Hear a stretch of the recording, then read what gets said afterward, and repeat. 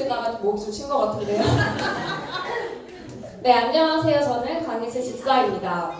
오늘 제가 가지고 나온 주제는 여기 보시다시피 성경과 오해를 풀고 더 깊이 알아가기인데요. 이 이야기를 시작하기 전에 여러분, 제 남편이 누군지 혹시 아시나요?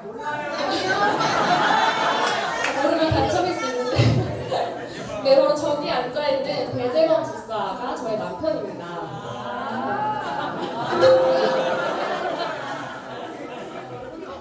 네, 제가 남편과 결혼을 하고 지금과 많이 다르죠. 네, 남편과 결혼을 하고 남편이랑 같이 살면서 남편한테 되게 서운했던 적이 있었어요. 물론 많겠지만 그건 바로 남편이 저에게 질문을 하지 않는다는 거였어요. 네, 리액션 굉장히 감사합니다.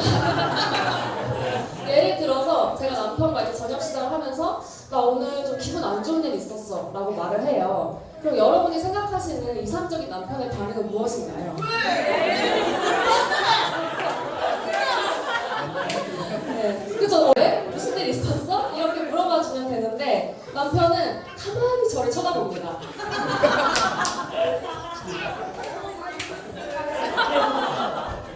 왜 안 넘어갈까? 이런 얼굴로 저를 가만히 쳐다봐요. 그럼 저도 같이 가만히 쳐다보다가 이제 참지 못하고 다시 말을 합니다. 나 오늘 기분 안 좋은 일 있었다니까? 이렇게 다시 말을 해요. 그럼 남편이 그제서야 왜 무슨 일 있었어? 라고 조금씩 질문을 하기 시작합니다. 저는 이럴 때마다 남편이 나한테 관심이 없나? 이런 생각이 들어서 너무 속상했어요. 근데 어느 날 이런 부분에 대해서 남편과 이야기를 하는데 남편이 본인의 생각을 되게 자세히 얘기를 해주는 거예요. 그러면서 본인은 기분이 안 좋은 일이 생겼을 때 누가 그거에 대해서 이렇게 물어보면 다시 그때 상황을 떠올려야 되고 그럼 그게 자기는 너무 스트레스라는 거예요. 그래서 다른 사람도 나랑 똑같겠지 라고 생각을 해서 그 사람이 굳이 말하지 않는다면 질문을 하지 않는다는 거라고 말을 해줬습니다.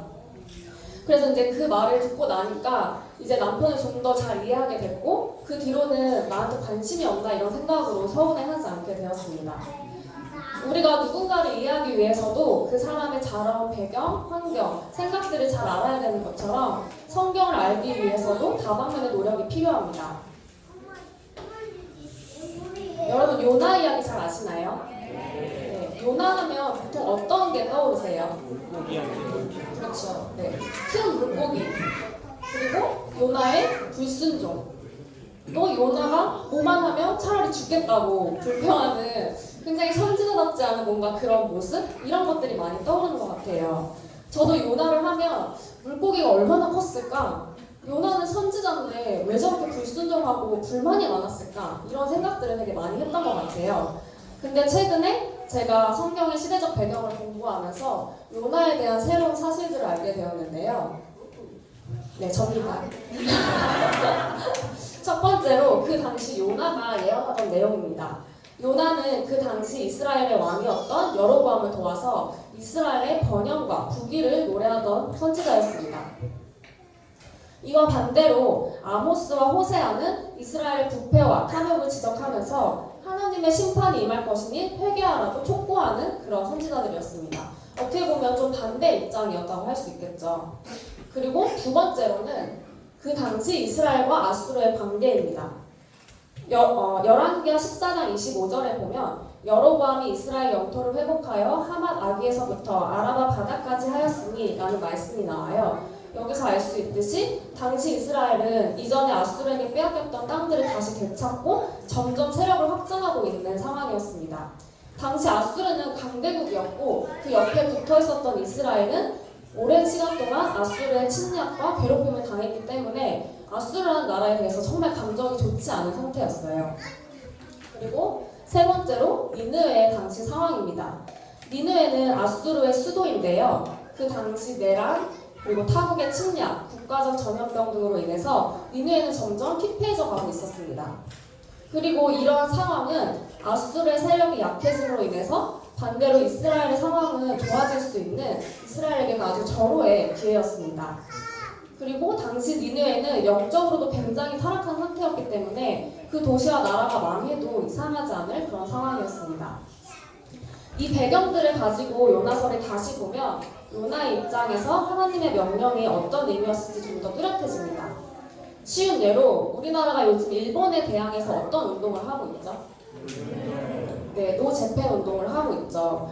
우리나라도 일본에 대해서 지금 마음이 좋지 않은데 사실 한국과 일본은 굉장히 오랜 시간 동안 남북의 관계에 있습니다. 우리나라는 한국은 일본의 지배를 받다가 1945년 8월 15일, 바로 74년 전 오늘 해방이 되었는데요. 그 뒤로도 위안부 문제, 독도 문제 등으로 계속해서 싸우면서 사이가 좋지 않은 그런 사이입니다. 그래서 제가 요나의 지금 상황을 1945년 해방 전인 우리나라의 상황에 한번 비유를 해보도록 하겠습니다. 1945년 8월 일본의 지배 아래에 있던 우리나라에게 일본의 시세가 점점 기울고 있다는 소식이 들려옵니다. 2차 세계대전으로 일본의 물자와 병력 등이 손실되면서 이런 상황은 우리나라가 독립하기에 굉장히 유리하게 흘러가는 것처럼 보입니다. 그런데 그 당시에 열심히 독립운동을 하던 멋진 언니 오빠들이 있었잖아요. 근데 이렇게 열심히 독립운동을 하고 있는 신실한 그리스도인이 한 명 있었다고 한번 가정을 해볼게요. 이 사람이 정말 열심히 독립운동을 하고 있는데 어느 날 하나님이 나타나셔서 이렇게 말씀을 하십니다. 너는 지금 당장 일본에 가서 그들에게 회개하라고 하는 나의 말을 전해라. 이 말을 들은 독립운동가는 어떤 생각이 들었을까요? 하나님께서 회개하라는 메시지를 주신다면 일본은 다시 회개를 할 것이고 그럼 하나님은 다시 그 나라를 회복시켜 주실 것입니다. 그러면 그토록 기다리던 우리나라의 독립과 부흥은 또 기약 없이 멀리 사라져 버릴 것입니다. 그래서 이 독립운동가는 이렇게 말을 할 수 있을 거예요. 하나님, 그게 무슨 말씀이세요? 일본이 저희한테 얼마나 정말 잔인하게 했는지 못 보셨어요? 이제야 독립할 기미가 보이는데 지금껏 우리나라의 독립과 자유를 위해서 열심히 투쟁해온 저에게 일본을 위한 일을 하라니요? 정말 너무하십니다. 이 상황에 감정이입을 해보신다면 어떠신가요? 좀 더 요나의 입장이 좀 와닿으시나요? 그래서 요나는 하나님의 명령을 받아들일 수 없었고 결국 하나님의 낯을 피해서 니느웨의 반대 방향인 다시스로 향합니다. 요나는 아마 이런 마음이었을 겁니다. 이걸 왜 저한테 시키시는 거예요? 그냥 아모스 보내세요. 라고 하나님께 대항할 수 있었을 겁니다. 저는 이 구체적인 상황들을 알고 나서 요나서를 다시 읽었을 때 이전에는 미처 몰랐던 새로운 사실들을 발견했습니다. 첫 번째로 요나를 향한 하나님의 인내와 사랑입니다. 이전에는 와, 하나님이 니느웨를 정말 사랑하시는구나.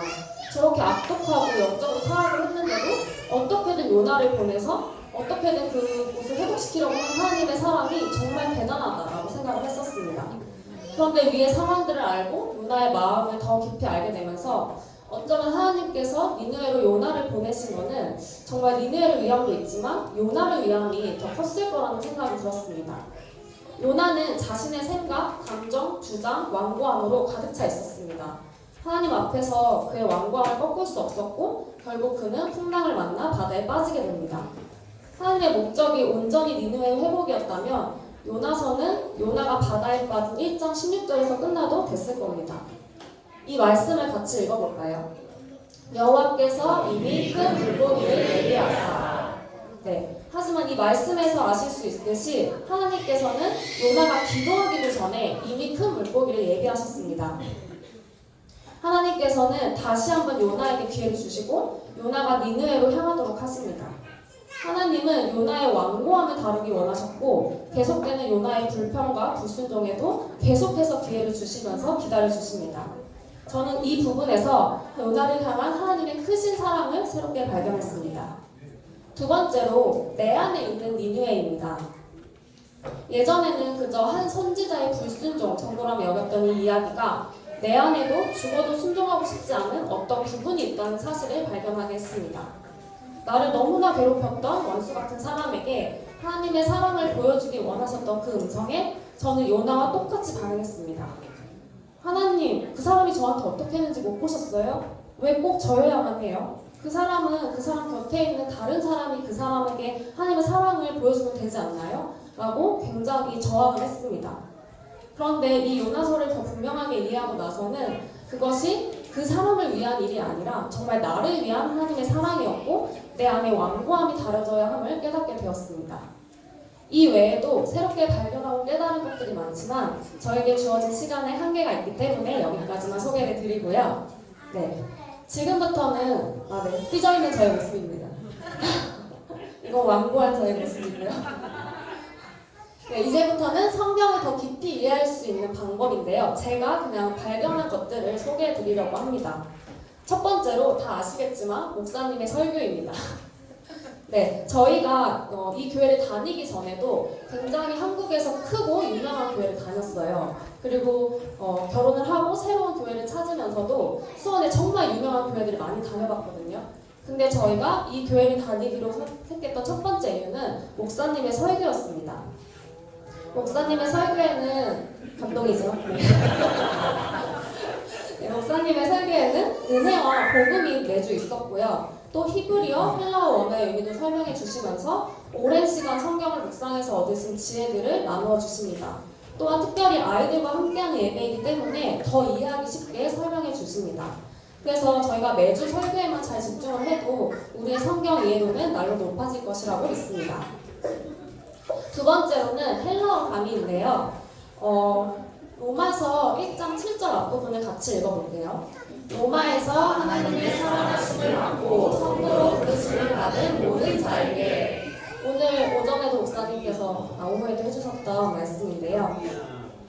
여기서 보면은 하나님의 사랑하심을 받고 라는 단어가 있습니다. 이렇게 해석된 부분이 헬라어로 아가페토스인데요. 이 단어는 복음서에서 9번 등장하고 9번 모두 하나님께서 사랑하는 아들 예수 그리스도를 부르실 때 쓰입니다. 또한 성경이 적힌 당시에 헬라어로 적힌 일반 문헌, 즉 성경이 아닌 책에서도 거의 외아들을 칭할 때만 쓰이고요. 되게 드물게 쓰이기 때문에 찾아보기 힘든 아주 귀하게 쓰이는 단어입니다. 우리는 이러한 지식들을 바탕으로 하나님께서 자신의 사랑하는 아들 예수님 그리고 외아들을 칭할 때만 쓰이는 단어로 우리에 대한 사랑을 나타내셨음을 알 수 있습니다. 하나님께서 독생자 예수를 사랑하신 그 사랑과 하나님께서 우리를 사랑하시는 그 사랑이 한치의 오차 없이 똑같다는 것입니다. 하나님께서 독생자 예수를 사랑하신 것처럼 그 사랑으로 똑같이 우리를 사랑하신다는 사실을 알게 되면 우리는 성경에 나타난 나의 정체성과 가치를 발견할 수 있습니다. 나는 하나님의 특별하고 엄청난 사랑을 받고 있는 자입니다. 저는 이 사실을 헬라어 강의를 통해서 새롭게 알게 되었고요. 매주 놀라운 사실들을 발견하고 있습니다. 정말 어디에서도 들을 수 없고 발견할 수 없는 이 놀라운 진리들을 많은 분들이 함께 알아가시길 소망합니다.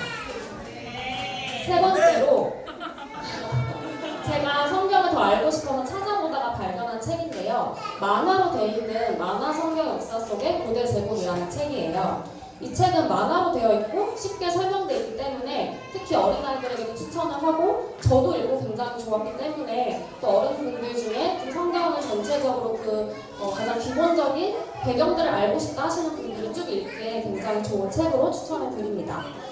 네 번째로는 성경 배경 주석 I.P.라는 책인데요. 이건 특별히 목사님께서 추천을 해주셨던 책이에요.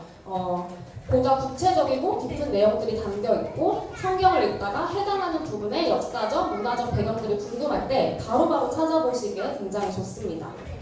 다섯 번째로 강해 설교라는 건데요. 강해란 성경 본문을 자세히 해석한 것으로 성경 자체의 내용을 매우 자세히 다루는 설교입니다. 들으면 정말 좋지만 보통 한 절을 1시간 이상 정도 강의해 주시기 때문에 정말 많은 시간을 투자를 해야 돼요. 그래서 저는 특별히 요한계시록을 정확하게 이해하고자 하시는 분들이 그런 방법으로 추천해 드리는 바입니다. 네, 마지막으로 딱 한 가지만 더 당부를 드리고 제 이야기를 마치려고 하는데요. 개인적으로 인터넷 검색은 추천드리지 않습니다. 저도 이제 종종 성경 공부를 하려고 인터넷을 찾아보는데 보다 보면 그럴싸하지만 뭔가 이상한 것들이 있어요. 그래서 요즘 이단들이 굉장히 인터넷을 많이 활용하고 있기 때문에 인터넷으로 성경 공부하시는 것은 절대 추천드리지 않고요.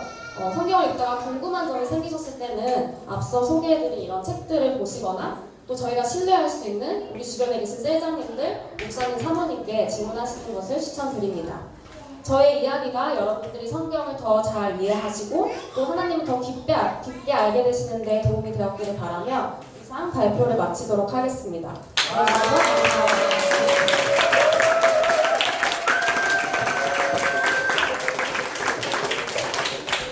감사합니다, 우리 강세 기사님. 다시 한번 박수 부탁드립니다.